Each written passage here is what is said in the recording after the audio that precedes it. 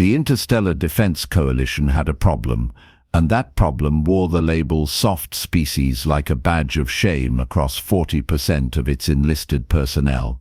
Not soft in the literal sense, though the gelatinous Confederacy representatives did technically qualify on that front. No, this was soft in the way that mattered to military strategists. Species that evolved on forgiving worlds where the apex predator was some herbivorous beast that occasionally got territorial during mating season, or planets where the food chain had more of a suggestion than a strict hierarchy. Species that invented agriculture before they invented the spear. Species that looked at a thunderstorm and thought irrigation opportunity rather than take shelter or perish. The problem was, the galaxy needed soldiers, and half the galaxy had evolved in what amounted to cosmic daycare centers. Hence the Survival Crucible, 72 hours on a Class 7 death world with nothing but standard field rations, basic equipment, and the desperate hope that you'd learn something useful during the previous 6 months of training. Pass, and you earned the right to wear the combat designation on your uniform. Fail, and you got shipped to logistics duty, where the most dangerous thing you'd encounter was a misplaced decimal point in a supply requisition. Training Group Helix 7 stood in the drop bay, and if anyone embodied the soft species problem, it was them. There was Vexthor, a crystalline from one of those high-gravity worlds where everything evolved defensive adaptations instead of offensive ones. His species had developed philosophical debate as their primary survival mechanism, reasoning with predators until they got bored and wandered off. It had somehow worked for millions of years. His translucent form refracted the harsh lighting into nervous rainbows. Beside him stood Krill, a moth-like whose species had evolved on a planet where the most dangerous predator was a particularly aggressive flowering plant. Her 4 wings kept twitching in involuntary stress patterns that probably spelled out prayers in pheromone code. Then there was Kizet, designation simplified for species without mandibles, a hive mind fragment whose collective had spent eons perfecting the art of hiding in small spaces and hoping things blew over. His exoskeleton gleamed with the sort of sheen that came from never needing natural camouflage.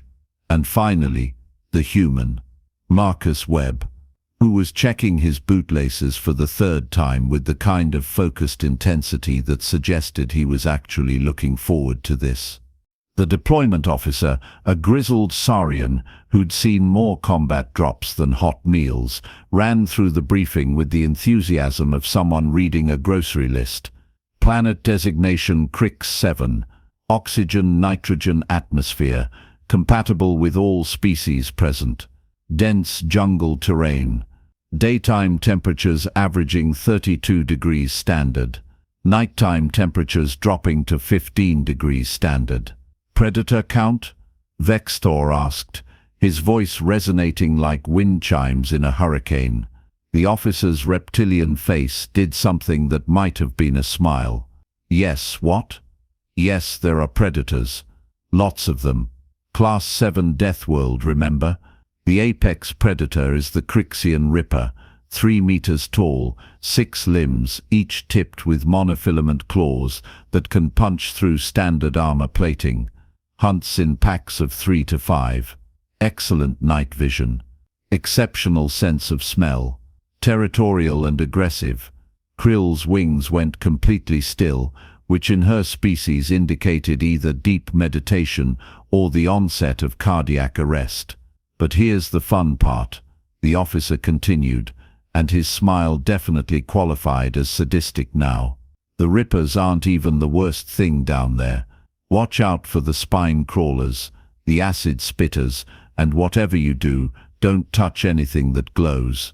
Questions? Marcus raised his hand. Are any of the predators edible? The entire drop bay went silent. Even the ship's environmental systems seemed to pause. Did you just? The officer started. I'm asking about the local protein options, Marcus clarified, as if this was a perfectly reasonable question. Because if we're down there for 3 days and there's abundant wildlife, seems wasteful not to take advantage of available resources. The officer stared at him for a long moment. The predators are not on the menu. Recruit. You're supposed to avoid them, not evaluate their nutritional content. So that's a find out yourself situation. Got it. The drop klaxons began their wailing countdown. Crick 7 greeted them with humidity that felt like breathing through a wet towel and a cacophony of sounds that suggested every living thing in the jungle was either eating something or trying to avoid being eaten. The drop pod had barely finished its landing sequence before Vextor was scanning for cover. There, he said, pointing a crystalline appendage at a cave system approximately 50 meters north. Underground. Minimal exposure. We can wait out the evaluation period. I'm reading thermal signatures, Kitst chittered, his antenna twitching. Lots of them, big ones, moving ones. This was a terrible idea. Military service was a terrible idea. Consciousness was a terrible idea. Krill had already activated her personal camouflage field, blending into the nearest tree trunk. Her voice came out as a terrified whisper. The Rippers hunt by scent. I've modified my pheromone output to mimic local flora. I suggest you all do the same. Marcus was crouched at the edge of the clearing, studying the ground with the focus of someone reading a particularly interesting book. He picked up a handful of soil, sniffed it, let it run through his fingers. What are you doing? Vextor hissed. We need to find shelter. I'm checking the drainage patterns, Marcus said absently, and looking at these tracks. 3-toed deep impressions, that'll be your rippers. Recent too, probably passed through here within the last hour. He stood up, brushing off his hands. Good news, they're following a game trail, which means there's a water source nearby. Bad news, we're standing in their hunting territory. Then why are we still standing here? Kit's voice went up several octaves. Because I need to survey the area before I set up camp. 3 sets of alien eyes, well, visual organs, stared at him. Set up camp, Vextor repeated slowly. You want to set up camp in the hunting territory of the apex predator. Best place for it, Marcus said cheerfully. High traffic area means good access to water, and the predators keep the smaller pests away. Plus the ground here is elevated, won't flood if it rains, and judging by those clouds, it's definitely going to rain. Something roared in the distance. It was the kind of roar that bypassed conscious thought and spoke directly to the primitive brain parts that remembered when everything was trying to eat you. Vextor disappeared into his cave so fast he left a crystalline dust trail. Kitst found a hollow log and wedged himself inside with the determination of someone hiding from consequences. Krill's camouflage intensified until she was essentially invisible. Marcus pulled out his combat knife and started cutting vines. What are you doing? Krill's horrified whisper came from somewhere in the trees. Making cordage. I'll need about 50 meters for what I'm planning. Planning what? What are you planning? Marcus looked up at the invisible moth-like with a grin that would have concerned a therapist. The thing about humans, which the rest of the galaxy was slowly and uncomfortably learning, was that they came from a planet that had spent millions of years trying to kill them, and they had taken it personally. Earth wasn't technically classified as a death world. It missed the threshold by a few points, but that was only because the classification system had been designed by species who thought weather that changes seasonally qualified as a hostile environment. By any reasonable standard, Earth was a nightmare sphere where the atmosphere occasionally threw ice from the sky, the ground periodically shook itself apart, and the oceans were full of creatures that had evolved during a period when nature was apparently experimenting with horror. And humans had looked at all of that and said, we should make this our hobby. Marcus had grown up in the Montana wilderness where his grandfather had taught him that every problem could be solved with three things: knowledge, preparation, and the willingness to flip the script on anything that thought it was higher on the food chain. The Crixian Ripper was about to receive an education. The first trap was a simple snare, vine cordage weighted with rocks, positioned along the game trail at exactly the height where the tracks showed the Ripper's midsection would pass. The trigger was a bent sapling that Marcus had spent 20 minutes selecting for proper tension and flexibility. The second trap was a deadfall, a carefully balanced arrangement of logs and rocks that would come crashing down when the support stick was disturbed. Marcus had positioned it near what looked like a scent-marking tree, gambling that territorial predators would be creatures of habit. The third trap was more elaborate, a covered pit lined with sharpened stakes, disguised with a lattice of small branches and local foliage.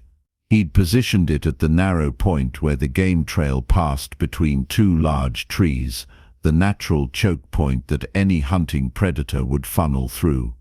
"You're insane," came Vexthor's voice from the cave.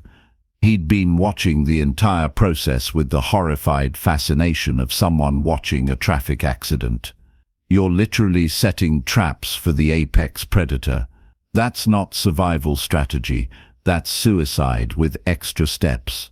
"It's preparation," Marcus said, testing the trigger mechanism on his fourth trap.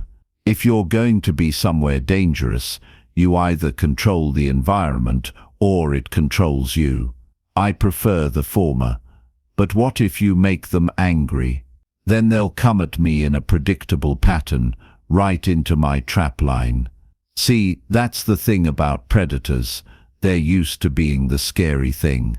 Makes them sloppy." Another roar echoed through the jungle, closer this time. Kust's voice drifted out from his log. "We're all going to die. This is how it ends. Eaten by alien monsters because one human couldn't just hide like a normal person." "Normal's relative," Marcus said.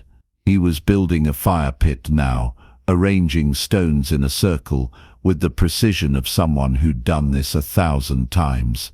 "Where I'm from, this is a regular camping trip. Actually, this is easier than camping. These predators aren't bears. Bears are smart. They open coolers." "Why are you building a fire?" Crew's camouflaged form shimmered with distress. "That will attract every predator in a 5-kilometer radius." "Yep," Marcus agreed cheerfully. "Right into the trap perimeter. It's called a kill zone, and you want to establish it on your terms, not theirs." He pulled out his fire-starting kit and had flames going within 30 seconds. Then, from his pack, he produced something that made all three aliens emit sounds of confusion. "Is that seasoning?" Vexthor asked weakly. "Hot sauce," Marcus corrected. "Never go anywhere without it. My grandmother's recipe. Habanero and ghost pepper base with a hint of mango for sweetness." He set it carefully next to the fire. "You never know when you'll need to make field rations palatable, or apparently when you'll need to season an apex predator," Krul muttered. The sun was beginning its descent toward the horizon, painting the jungle in shades of amber and crimson. The sounds of the jungle were changing: day shift predators heading to bed, night shift predators waking up and getting ready for business. And then, right on schedule, Marcus's first trap sang its lethal song. The snap of the snare releasing echoed through the clearing, followed immediately by a shriek that made every hair on every species' body stand on end. Something thrashed in the undergrowth, snarling and hissing in rage and pain. Marcus grabbed his field knife and moved toward the sound with the calm efficiency of someone collecting mail. "What are you doing?" Three voices screamed in unison. "Checking my trap," Marcus called back. "If it's still alive, I need to dispatch it humanely." That's just ethical hunting. He disappeared into the foliage. There was a brief struggle, one final sound from the predator, and then silence. 2 minutes later, Marcus emerged, dragging something that looked like a nightmare designed by a committee of other nightmares. 3 meters of scaled muscle, 6 limbs ending in claws that gleamed like surgical instruments, and a mouth full of teeth that had clearly been selected for maximum trauma. The Creeksian Ripper, apex predator of a Class 7 death world. It was very dead. Marcus was grinning. "So good news," he announced. "These things are definitely edible. You can tell by the muscle structure and fat distribution. And this is a young one, maybe a year old. Meat should be tender." Vextor's crystalline form had gone completely opaque, which in his species indicated either deep meditation or total system shutdown. Kelst fell out of his log. Krill's camouflage failed entirely as she processed what she was seeing. That's the apex predator." "Was the apex predator," Marcus corrected. He started field dressing the creature with practiced efficiency. "Now it's dinner. Should feed all 4 of us for the full 3 days if I smoke some of it." He paused. "Any dietary restrictions I should know about? Allergies, religious prohibitions against eating things that previously wanted to eat you?" Nobody answered. They were too busy having existential crises.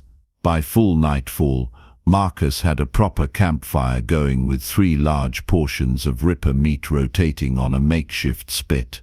The smell was, objectively speaking, incredible, somewhere between grilled steak and roasted game bird, with a hint of something exotic that none of them could place.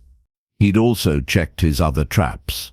The pit trap had caught 2 spine crawlers, which he'd dispatched and skinned. "The spines are valuable," he'd explained. "Good for needles or arrow tips." The deadfall had crushed an acid spitter. "Can't eat that one, toxin in the tissues, but the acid glands might be useful for something." The trapline had successfully reversed the food chain in less than 4 hours. Vextor had emerged from his cave, drawn by curiosity and the undeniable smell of cooked meat. Kids had crept out of his log. Even Krill had fluttered down from her camouflaged perch. They sat around the fire in a circle that would have looked peaceful if not for the pile of apex predator parts stacked to one side. "This is insane," Vextor said, but he was eyeing the roasting meat with interest. "This entire situation defies every survival protocol we were taught." "Your protocols are designed for staying alive," Marcus said, basting the meat with a mixture of water and his precious hot sauce. "Mine are designed for living. There's a difference. The difference being that your way involves actively hunting the things that are supposed to be hunting us," Krill asked. "Exactly." Marcus gestured with his basting brush. "See, you get it. The best defense is a good offense. Sun Tzu said that. Ancient Earth military strategist. Also said, know your enemy. And the best way to know your enemy is to eat them and absorb their strength. That's not how biology works." Kids protested weakly. "It's how confidence works, though." Marcus pulled one of the spits from the fire, tested the meat with his knife. "All right, this one's done. Who wants first taste?" Silence. "Come on, I didn't put that much hot sauce on it. Probably won't even burn." "That's not reassuring," Vextor said, but he reached out with a crystalline appendage. Marcus cut off a portion and handed it over. The crystalline examined it as if it might explode. Then, with the resignation of someone who'd already accepted the universe made no sense, he consumed it. His form went through several colors in rapid succession. "Well?" Marcus asked. "It's actually delicious," Vextor admitted, sounding betrayed by his own taste receptors. "How is it delicious?" "It tried to eat us," Most things that try to eat you are pretty tasty, Marcus said philosophically. Circle of life stuff. Here, Krill, try some. The moth-like accepted a piece with trembling wings. After a moment of hesitation, she tried it. Her wings suddenly spread to their full impressive span. Oh my. My species has been vegetarian for 10,000 years, and I just remembered why our ancestors gave that up. Even Kus tried some, his mandibles working thoughtfully. This does change things, he admitted. My entire worldview is shifting. Marcus grinned and loaded up his own portion, liberally applying more hot sauce. Welcome to the human perspective. Everything's edible at least once, and most things are edible more than that if you cook them right. They ate in companionable silence for a while, the fire crackling and the jungle providing ambient nighttime sounds. Somewhere in the distance, something roared, but it sounded far less threatening on a full stomach. "Can I ask you something?" Vexthor said eventually. "Your planet, Earth, is it really as dangerous as the rumors say?" Marcus considered this. "Depends on where you are. I'm from North America. We've got bears, mountain lions, wolves, occasional tornadoes, earthquakes on the west coast, hurricanes on the east coast, blizzards up north, floods, wildfires, and approximately 800,000 species of spiders, most of which look exactly like the dangerous ones even when they're not." 3 sets of alien eyes stared at him. "And that's just my continent," Marcus continued. "Australia has everything that wants to kill you. Africa has the megafauna that your ancestors evolved running away from. And then there's the ocean, which is basically a wet death world that covers 70% of the planet. Oh, and we have these things called mosquitoes that kill more humans than any other animal. And humans just live there?" Krill asked, voluntarily. "We're pretty attached to it, yeah. It's home." Marcus poked at the fire. "But here's the thing. We spent millions of years getting kicked around by everything bigger than us. We weren't the strongest, or the fastest, or the best at anything except being too stubborn to quit, and too clever for our own good. So we learned to think our way around problems, make tools, set traps, use fire, work together. And somewhere along the way we figured out that the best revenge against the universe trying to eat us was to eat it right back." "That's actually kind of beautiful," Vexthor said, "in a horrifying sort of way." "Most human things are," Marcus agreed. A howl split the night, much closer than before, multiple voices, harmonizing in a way that suggested pack coordination. Marcus stood up, checking his trap lines. "Speaking of which, I think the neighbors are complaining about the cooking smells. Anyone want to learn how to set a proper perimeter defense?" "I'll do it," Vexthor said, surprising himself. He stood up, his crystalline form catching the firelight. "I want to understand this madness." "Count me in," Krill added. "If we're going to survive this, we might as well learn from the species that turned survival into an extreme sport." Krizzet chittered in resignation. "My entire collective is going to need therapy after this, but sure, why not? Let's go trap apex predators." Marcus beamed at them like a proud teacher. "That's the spirit. Okay, first rule of human survival training. The environment isn't trying to kill you, it's trying to provide you with opportunities. You just have to be creative about recognizing them." By dawn of the second day, training group Helix 7 had established what could only be described as a fortified restaurant. The camp had expanded from Marcus's initial fire pit into a full operational base.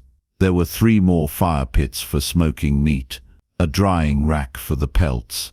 Marcus insisted on keeping, "They waste not, want not," a water filtration system cobbled together from standard field equipment and local materials, and a trapline that extended in a 300-meter perimeter around their position.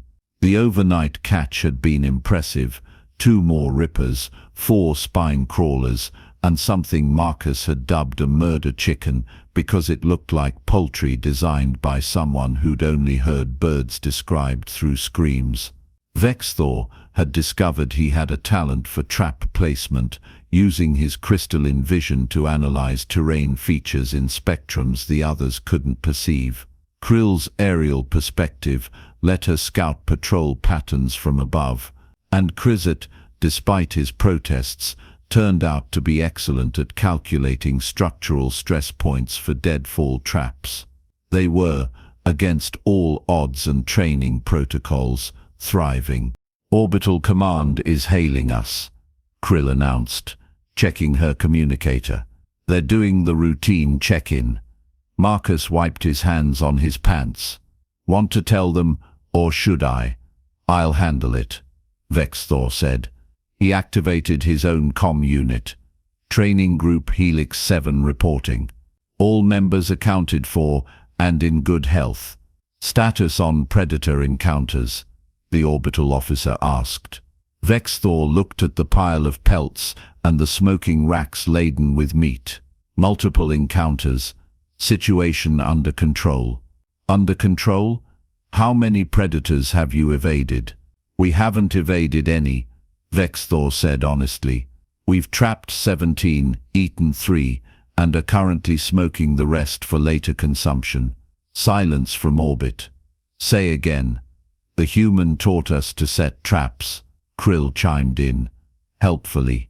"We've essentially reversed the local food chain. The apex predators are now avoiding our territory." More silence. "Are you telling me," the officer said slowly, "that a soft species training group has established territorial dominance over a Class 7 death world? Is that not part of the evaluation criteria?" The communication cut off. 30 seconds later, it reconnected with a different voice, someone with more authority in their tone and significantly more confusion. "This is Evaluation Supervisor Krillix. I'm looking at the satellite thermal imaging of your position. You appear to have constructed a permanent settlement."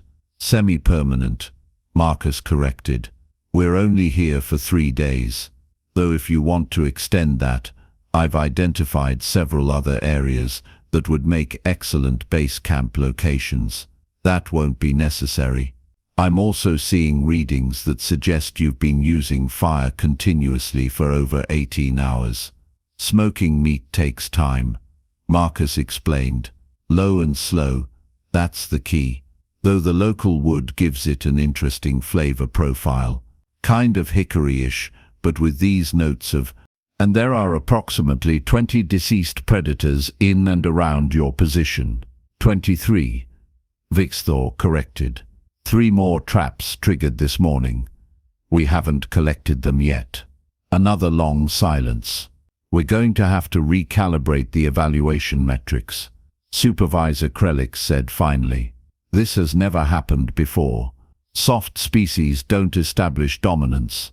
They hide. That's the entire point of the—" He stopped. "Stand by for further instructions." The communication ended again. Marcus shrugged and went back to tending the smokers. "Anyone else hungry? I'm thinking we could do a surf and turf thing if we catch one of those amphibious things from the river." The big one came on the final night. They'd been hearing it for hours, a sound that made the ripper howls seem like polite suggestions. Something massive moving through the jungle, not bothering with stealth because it had never needed stealth. "That's not on the briefing list," Krebs said nervously. "We were told about rippers, spine crawlers and acid spitters." "That sounds bigger." Marcus was already moving, checking his trap lines and reinforcing the perimeter. Death worlds always have a surprise boss level. It's kind of their thing. That's not comforting. Not meant to be. It's meant to be informative. Marcus was working on a new trap now, something bigger and more complex than the others. "Vex, I need you to weaken the structural integrity of that dead tree over there, the one leaning toward the clearing. Krill, scout ahead and tell me which direction it's coming from. Creds, start braiding more cord, triple strength. They moved with the efficiency of a team that had learned to trust each other over 2 days of successfully flipping the script on a hostile ecosystem. The thing that emerged into the clearing made the Rippers look like house pets. 4 meters tall at the shoulder, 8 limbs, armor plating that looked like it could shrug off small arms fire, eyes that glowed with bioluminescence and probably saw into spectrums they didn't want to think about. A mouth that opened sideways to reveal what appeared to be rotating blades instead of teeth. "What?" Vexthor said in a very small voice. "Is that?" "Dinner," Marcus said, but even he sounded less confident than usual. "Really, really big dinner." The creature's head swiveled toward them with the mechanical precision of a targeting system. It made a sound like tectonic plates grinding together. Then it charged. Marcus hit the trigger on his master trap, a complex arrangement of counterweights and falling trees that he'd spent the entire day preparing. The weakened tree that Vexthor had compromised fell exactly as planned, striking the creature mid-charge and driving it toward the pit trap that had been expanded to truly ridiculous proportions. The creature stumbled, fell, crashed through the camouflage covering and into the pit with an impact that shook the ground. But it didn't die. It started climbing out, claws finding purchase in the dirt walls, injured but enraged and very much capable of reaching them. "Plan B," Marcus shouted. "Everyone grab a firebrand. When I say go, we hit it from all sides. That's your plan B." Khazad shrieked. "Direct confrontation with the mega-predator. You got a better idea." They didn't. So 4 beings, 3 from soft species that had spent millennia evolving ways to avoid conflict, and 1 human who'd spent millennia evolving ways to win conflicts through sheer audacity, charged at a creature that outweighed them combined by a factor of 10. Vexthor, crystalline form refracting the firelight into a disorienting display, went left. Krill, wings spread to make herself look larger, went right. Khazad, chittering what were definitely battle cries or panic attacks or both, came in from behind. And Marcus went straight up the middle with a firebrand in each hand and what was either courage or a complete break with sanity. The creature's multiple eyes tried to track them all, failed, snapped at Vexthor, who shattered and reformed just out of reach, swiped at Krill, who rode the air displacement like an expert, twisted to face Khazad, who'd found a gap in the armor plating and was stabbing it with one of the spine-crawler spines. And Marcus reached the head, drove both firebrands into those glowing eyes, and held on while the creature thrashed. It was over in 30 seconds that felt like 30 hours. The creature collapsed back into the pit, truly dead this time, and 4 beings who should have been hiding in caves stood panting around the edge. "We did it," Krill whispered. "We actually did it." "We're alive," Vexthor added, sounding surprised by this development. "We're apex predators," Quist shrieked, his voice cracking with hysteria and triumph. Marcus was already examining the creature, checking for edible portions. So good news and bad news. Good news, definitely edible. Bad news, we're going to need a bigger smoker. Then they started laughing, species-specific sounds that somehow harmonized into shared absurdity and joy and the kind of bonding that only happens when you've looked death in the face and decided to invite it to dinner instead. The extraction shuttle arrived at dawn of the 3rd day to find training group Helix 7 breaking down their camp with military efficiency. Supervisor Krillix descended the ramp and stopped, frozen by what he was seeing.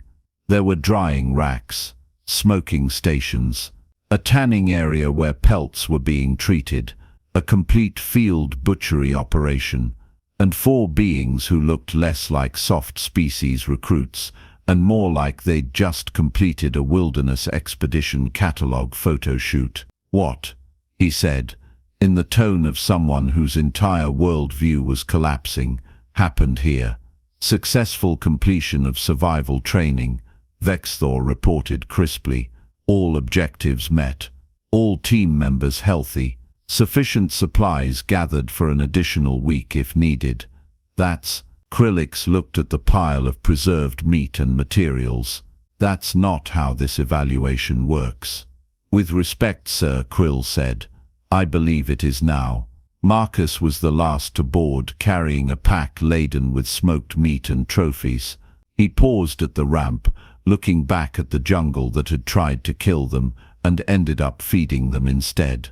"Sir, permission to speak freely." Helix gestured weakly. "At this point, why not? Your training program is built on the assumption that soft species need to learn to survive despite their evolution, but that's backwards.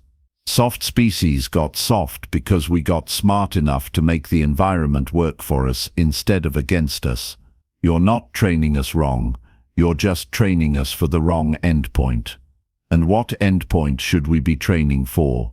Marcus grinned, that particularly human grin that the galaxy was slowly learning to find both inspiring and terrifying. "Not to survive the death world, sir. To make the death world survive us." The report that Training Group Helix 7 filed became legendary in military training circles. It led to a complete overhaul of survival doctrine. New classifications that recognized environmental dominance as a valid survival strategy. Entirely new courses on what instructors started calling human protocols, approaches that focused on establishing control rather than seeking shelter. Vexthor, Krill, and Kizet went on to distinguished careers, each bringing their own species' unique approaches to the combined arms tactics they'd learned. They became specialists in hostile environment operations, the team you called when you needed to establish a base in impossible conditions. Marcus became an instructor, teaching entire cohorts of soft species recruits that soft was a description of their evolution, not a limitation on their potential. And across the galaxy, in 1,000 different languages and communication methods, the story spread of the training exercise where the apex predator ended up on the menu.